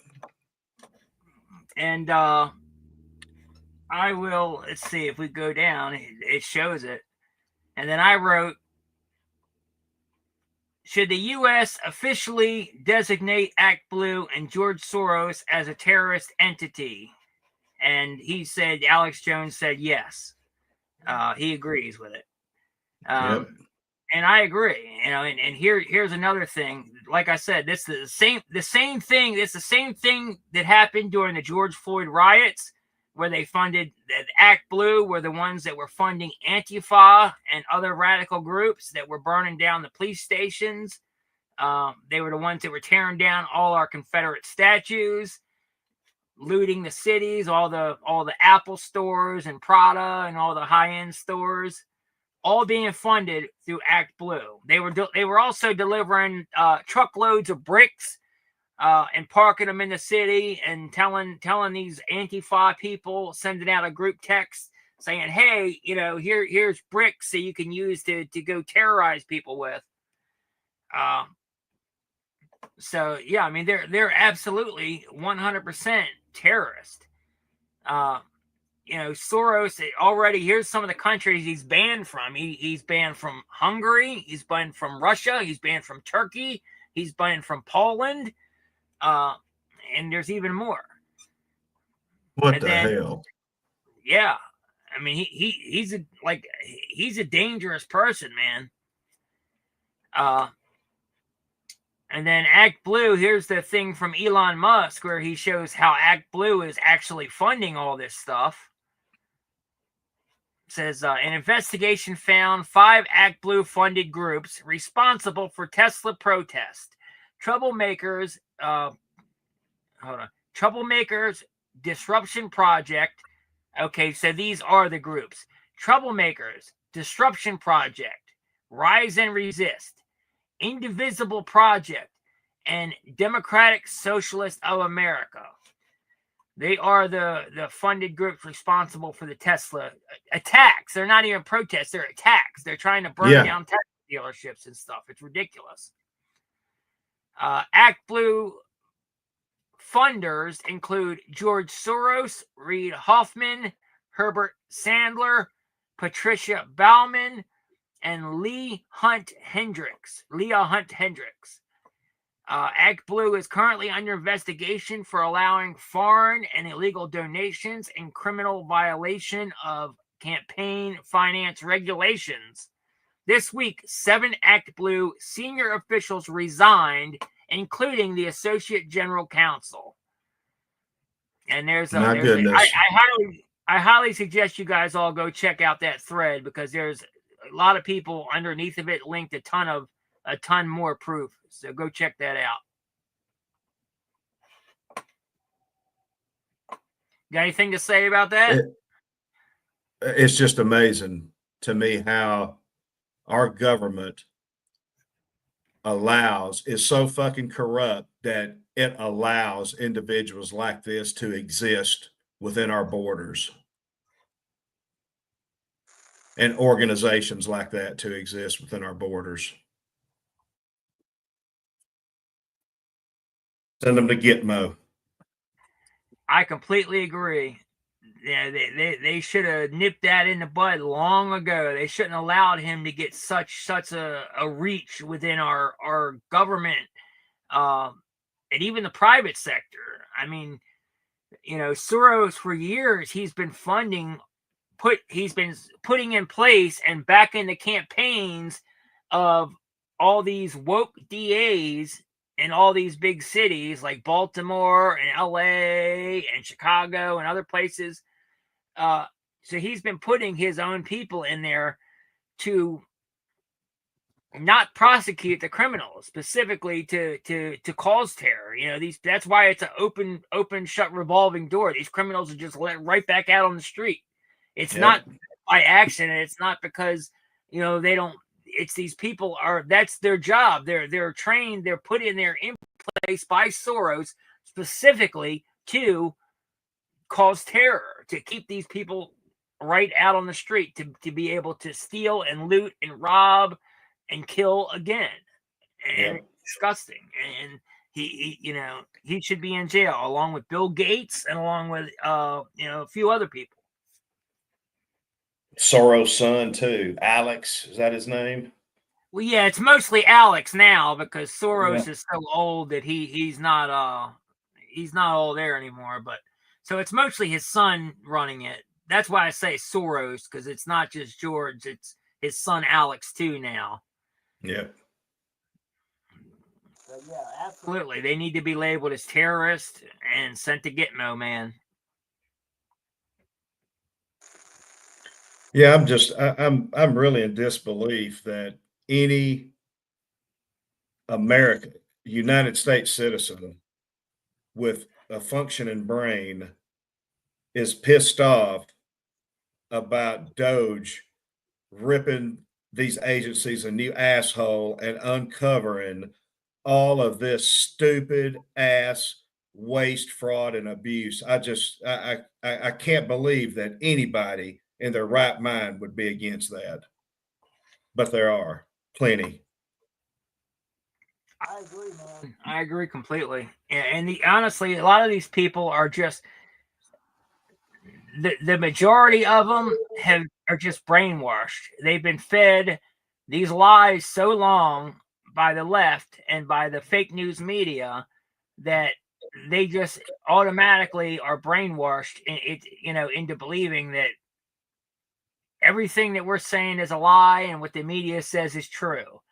And that's how they start. That's how the propaganda campaign starts. And luckily, a lot of those people are starting to wake up now, but there are plenty more that aren't. And it's going to take, hopefully when our economy gets better and all these things that they're saying about Trump are proven wrong, that he's not going to stop Social Security payments. He's not going to stop, veterans benefits. He's not going to declare himself a dictator or whatever. I mean, like, Yeah. when he's not going to tank the economy. Like, once they realize that everything that the media has been saying has not come to fruition, that it was all lies, hopefully they will start to wake up and realize it. I mean, that's all we can hope for. Because at the end of the day, we have to remember that they are also Americans just like us. Yeah.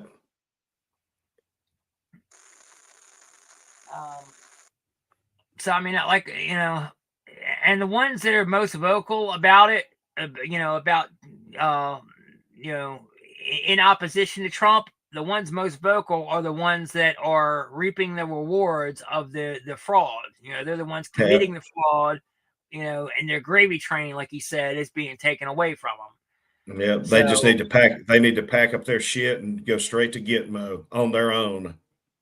Absolutely. Just voluntarily go down there and turn themselves in.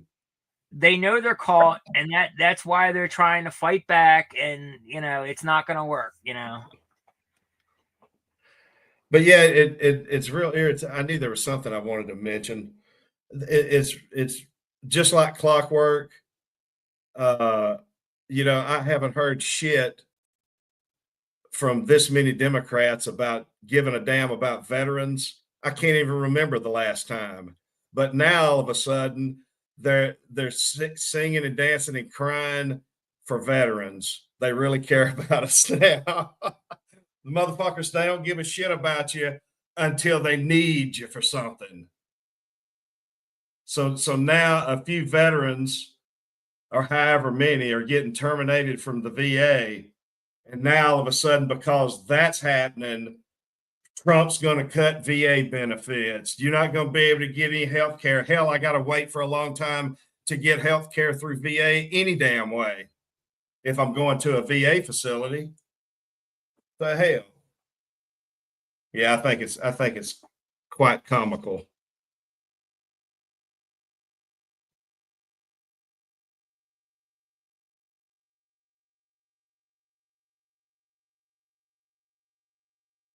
I think I saw you trying to talk, but you're muted, or you were. Americans that these VA cuts, and we're hearing, the 70,000 on the table here, that will not affect.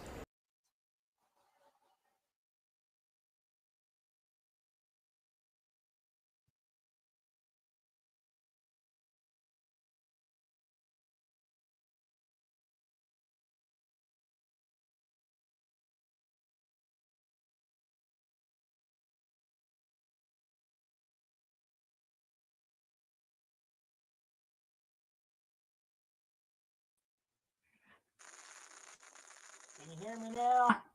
Yep, I got you. Okay. Yeah, I don't know what happened, man. I lost my microphone for a minute. Sorry about that. Oh, no big shit happens. Yeah, man.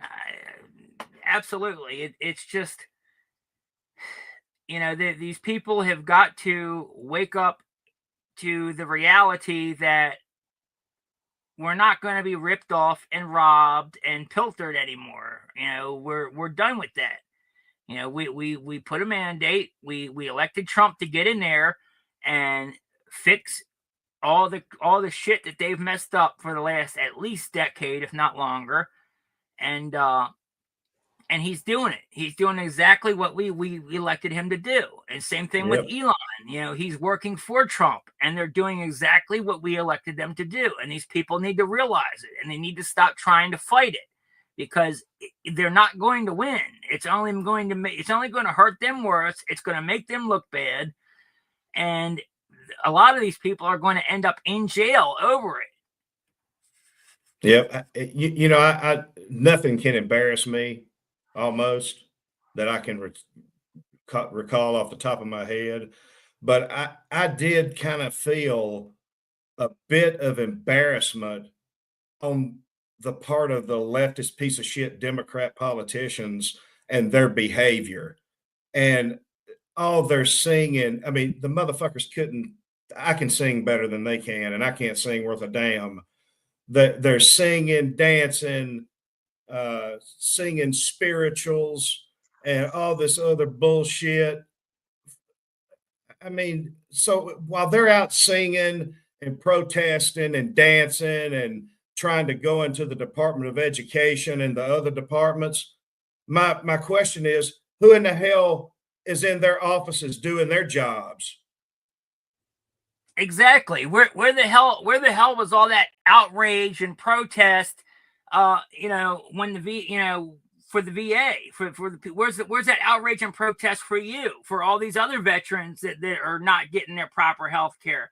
Where these veterans, for stealing our Social Security and stuff, like it makes me so mad.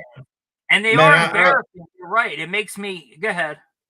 Oh, I was just gonna say man, it would just make my day if Maxine Waters would contact me and tell me that she's going to get some justice. She's going to make sure that Jessica Bonjourney never does to another federal employee what she did to me.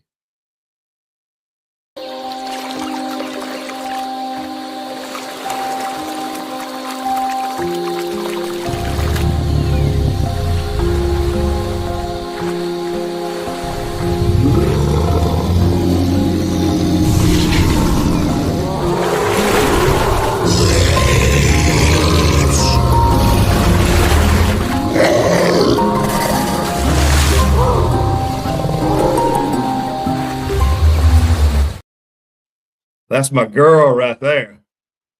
Yeah, man. She's pretty accurate. Spot on.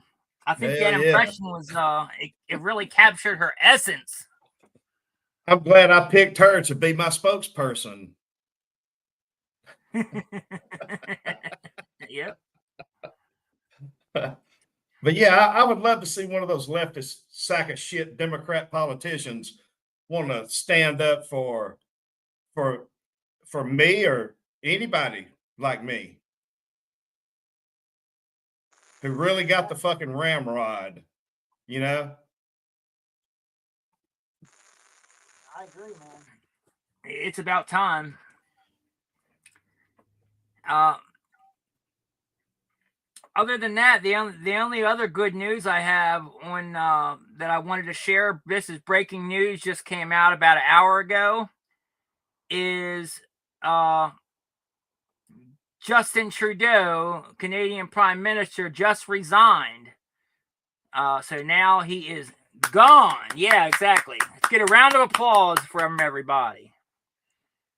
Trudeau is now gone. So I think that's a good thing because he was nothing but a burden on Canada and a socialist, and was same thing with Obama. He was right there, you know. He's one of the swampers. So yep, the damn oxygen thief. Exactly. So it's good to see him go, and I don't know I haven't looked into it to see who the new guy is that they're putting in there, but him being gone is definitely a great thing, and hopefully that will advance our agenda into Canada even more. You know, Trump really does want to make Canada, the next state or a territory, and I support that. We should, if we're funding them. Hell why not? Yep. So I just wanted to mention that because that just broke while we were on air today. So I just wanted to bring fantastic. That up. Anything else you want to say, or are we going to wrap it up? Man, I guess we can wrap it up. I jotted a few notes down in case I ran out of stuff to talk about, but we've already talked about it. Okay, good. Well, I like to keep it around 2 hours anyway, so we're about that time. So it worked out good. Good Lord, that cherry busting y'all gave me for the first one, 4 hours. What the hell? I almost felt like I needed to file a complaint against y'all or something for discrimination, abusing old ass, broke down veterans. We're terrible people, man. Terrible people. Absolutely. No, I had a blast though. Yeah, I had a blast. we wanted, like I said, if we have somebody on the show, whether it be you or somebody else, we want to give you the time that you need to tell your story, and to get everything out there. And you had a lot of shit to unpack. So we really needed that time to go through everything in detail and unpack your story. Yeah. So I had no problem doing that. Like I said, I'll try to keep the show around 2 hours, but a lot of times we do go over. And your case was one of them where if we need longer, we will take it, because it's more important to get the person's story out and tell the story right than time, Yep. That's how I feel. Train to standard, not time. Absolutely, man. Well, thank you for coming on here with me tonight. I appreciate it. Thank you for inviting me.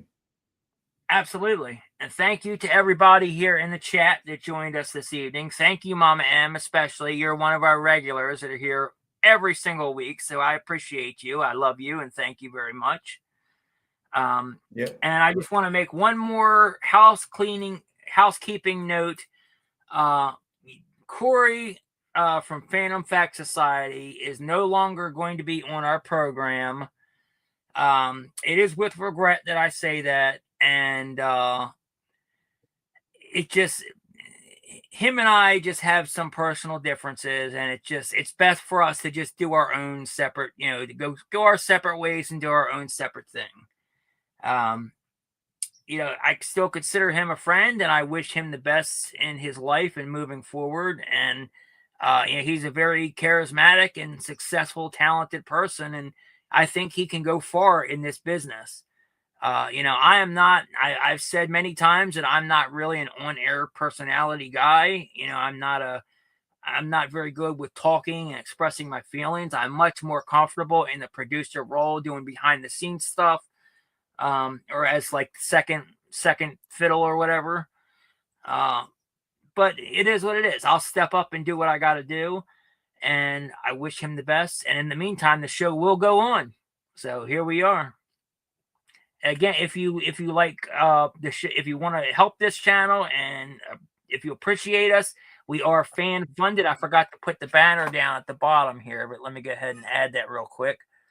The Cash App and PayPal and Venmo are scrolling down the bottom of the screen there. So if you are so inclined and want to throw us a couple dollars to help out, it would be appreciated. I share anything that I get with my co-host. So if we get anybody comes in, I'll share half of it with you, Jody. No, man, don't do that. You're gonna stuck me in. You'll put me in a different tax bracket or something. Well, okay. Well, we'll talk about it then. Yeah, talk about it. But I don't want to mess up any kind of tax stuff you got going on. I'm just messing with you. Okay. But anyway, so we're fan funded, so we can't do what we do without you. I know a lot of you guys read my articles. I appreciate it. A lot of you guys like my posts. I try to only put out fire posts. You like the podcast that we do every week. So if you appreciate what we do, please consider helping and donating, because that's the only way. This is a full-time job for me, and that's how I pay the bills and keep the lights on and pay the internet. And I need your help, straight up. I need your help to do it. I make very little from these actual platforms, like X and stuff. I make very little money from them. Other than that, thank you guys all very much for coming tonight. And make sure you follow, by the way, if you like Jody, you can follow him. eJodyThomas2 at x.com. Let me go ahead and put that in the chat for you guys real quick. That way, if you guys go ahead over there and follow him,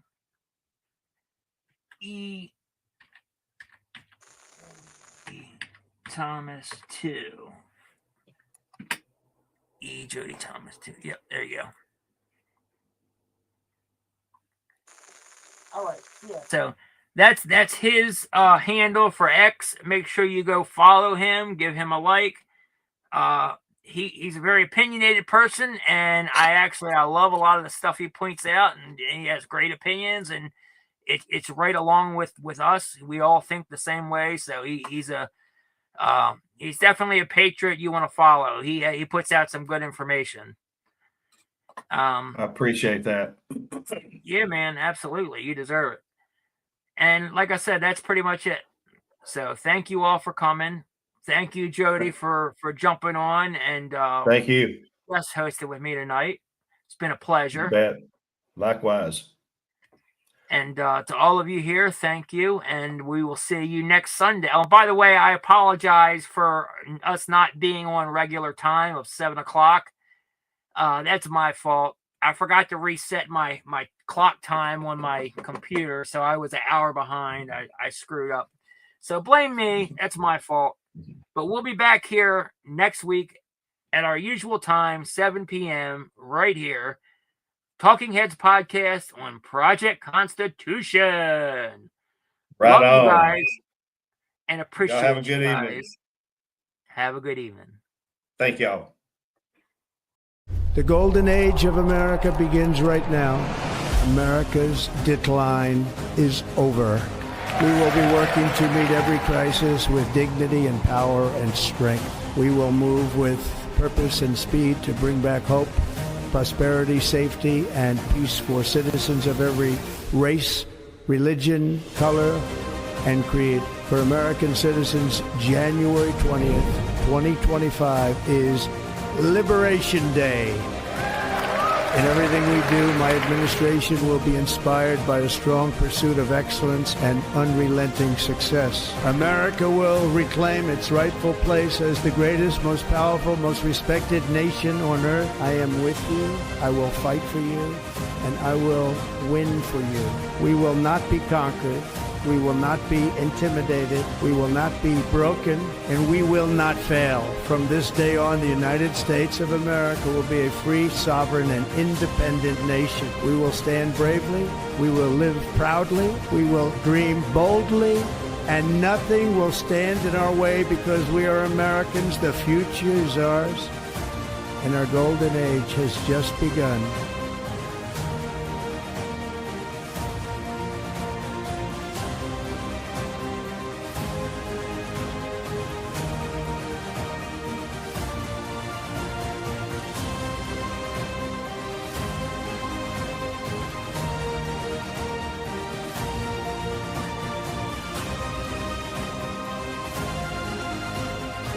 The golden age of America begins right now.